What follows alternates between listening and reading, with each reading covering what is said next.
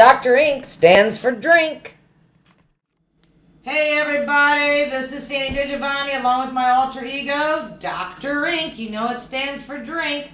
If weather in the Midwest could be bipolar, today's the day. So it's kind of chilly outside, so I'm having some friends over. I'm going to make my sangria. I'm also having a tapas party. You know, I'm writing a big fat party book, looking for a publisher if anybody knows one. And this is the tapas party that's going to be in the book. The book is full of ideas, party ideas, 30 different parties. So tonight's tapa party, we're going to start with the tapas. We have some crabby deviled eggs. They're stuffed with lump crab meat. We have an assortment of crostinis. We have some serrano ham and manchego cheese with some honey drizzled all over it. We have some sherried mushrooms with some goat cheese. And we also have some olive tapenade with some queso blanco. Right over here, we have some fried mixed marinated olives. And then we have some fried garlic shrimp. And there's a crostini. So that's what we're going to get started. We're going to get this party started, but I'm going to get the sangria underway. But first, hey, somebody come and get this platter of food. I got things to do. Thank you, my love. Welcome. All right, kids. Now, I got a couple little secrets about why this is SINgria.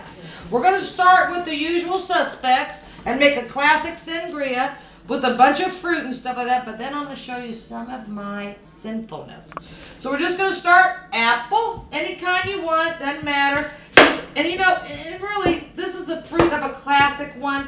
You could use any kind of fruit you like. You know, it's just a simple process. You just chunk it up, you know, nothing perfect. And you just have apples. Today we're going to have apples. We're going to do some plums.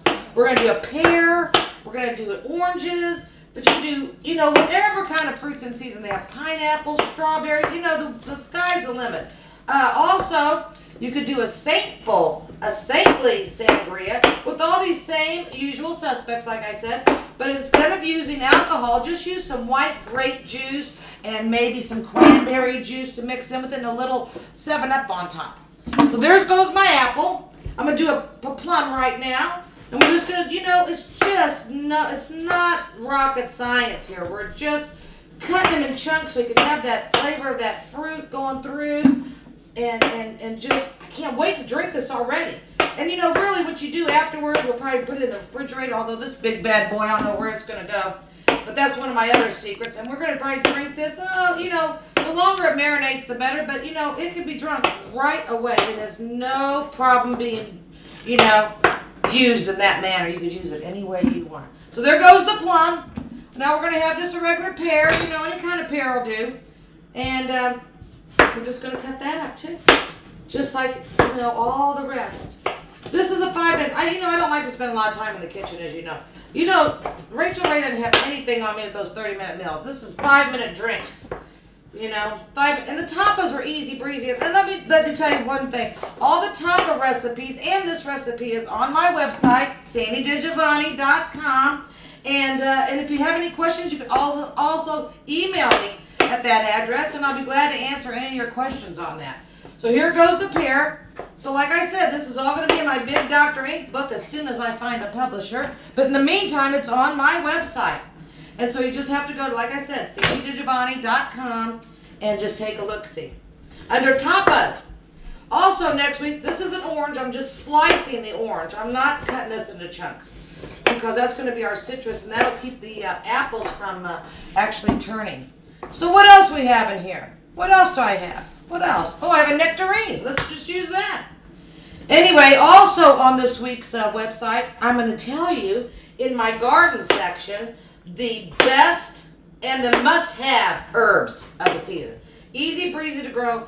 You know, you don't have to have every kind of exotic herb in the world, but there's a few must-have to me. And you can cook anything with these 5-6 herbs, I'm going to tell you. You can grow them all in a couple pots. They'll grow sometimes all year long. So check that out too. So here goes a nectarine. And so here we go. What else we have? We have anything fun? How about a lime? You want to do a lime? Sure. We'll do a lime. All right, this is almost done, kids. I'm not lying. I got a couple little secrets coming up, so pay close attention. Throw some lime in there. What else we got? We anything else? Let's do one more apple. I have some gala apples, and this is a pink lady. because we're ladies of the night tonight, having a little tapas party with my girls outside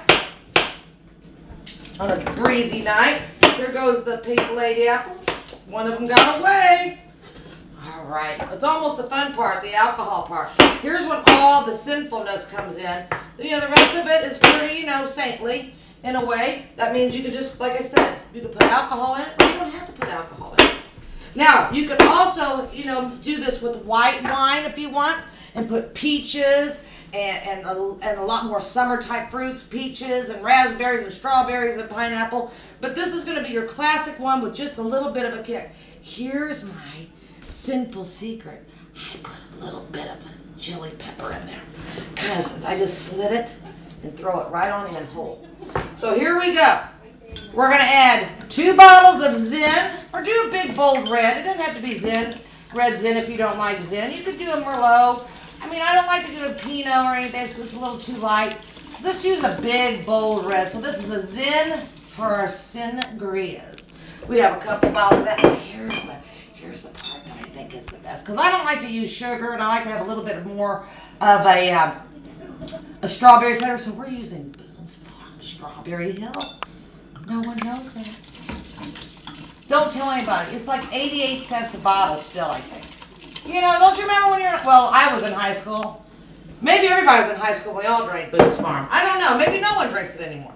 Then, instead of 7-Up, or club soda, which is normally in this, club soda or ginger ale or whatever, there's even grapefruit soda. I put champagne because, it's a sin.